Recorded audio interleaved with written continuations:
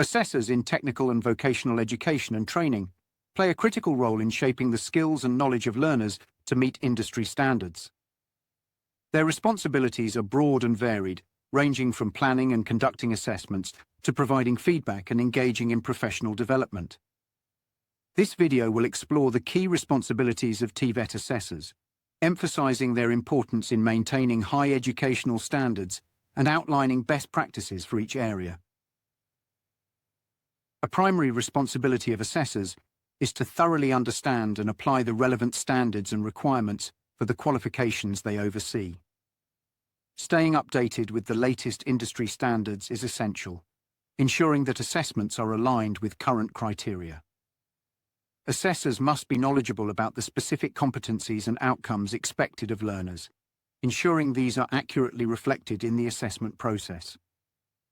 To achieve this, they should regularly update themselves through professional bodies, training, and industry updates, keeping detailed documentation and engaging with peers to discuss and clarify any ambiguities.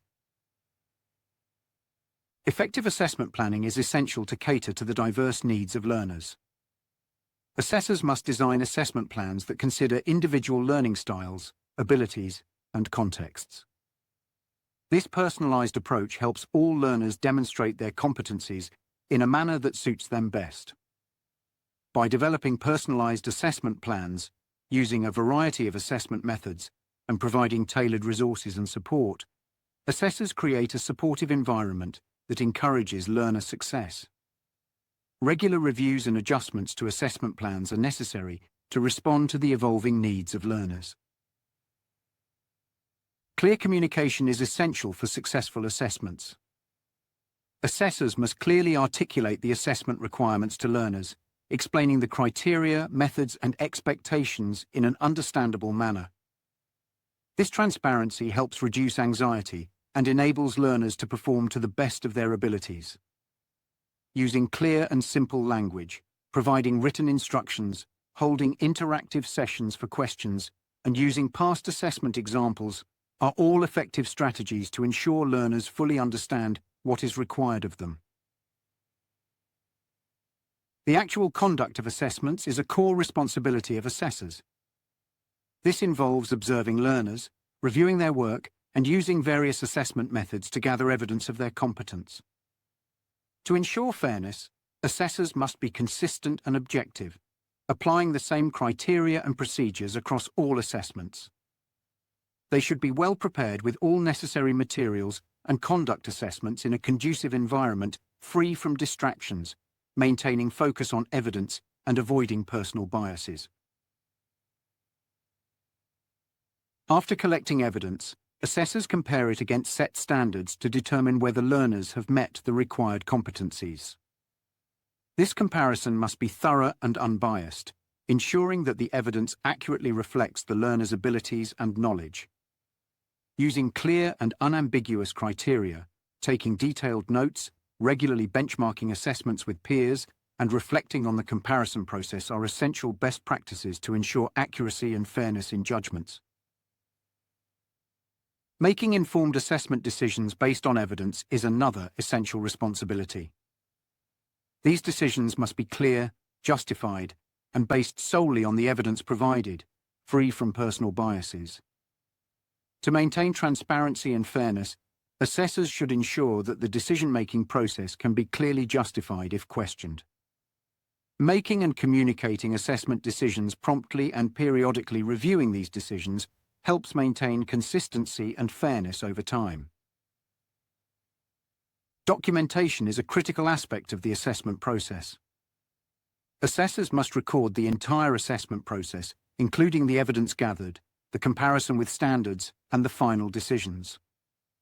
This documentation provides a transparent trail of the assessment process, essential for accountability and quality assurance.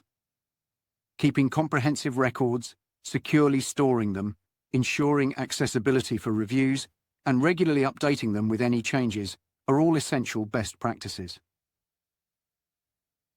Providing constructive feedback is vital for learner development.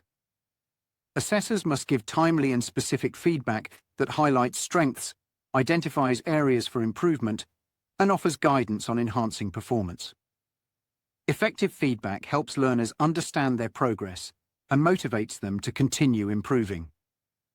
Constructive and specific feedback, given promptly and through a dialogue where learners can ask questions, along with actionable advice, significantly benefits learners' development.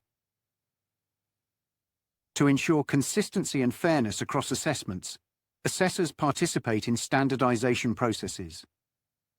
These activities involve working with other assessors to align assessment practices, share insights, and ensure that all assessments meet the same standards. Participating in regular standardization meetings, using shared resources, engaging in training sessions focused on standardization, and keeping records of these meetings and outcomes are essential practices for maintaining the integrity and reliability of the assessment process. Continuous professional development is essential for assessors to stay current with industry trends, assessment practices, and educational methodologies. By engaging in ongoing learning and development activities, assessors enhance their skills and knowledge, ensuring they provide high-quality assessments that meet the evolving needs of learners and industries. Attending training courses, joining professional networks, engaging in reflective practice, and staying informed through literature and research are all essential practices for professional growth. In addition to their core responsibilities, assessors may also be involved in holistic assessment opportunities of candidate assessors. For example, if a candidate assessor is pursuing units such as assess occupational competence in the work environment, evidence for these units can be integrated into their assessment activities. Combining evidence from various activities, engaging in in-depth discussions about assessment practices, maintaining reflective logs, and providing ongoing feedback and support are effective strategies for holistic assessment. By adhering to these best practices, assessors in TVET ensure that their assessments are fair, consistent, and aligned with industry standards, ultimately supporting learners in achieving their full potential.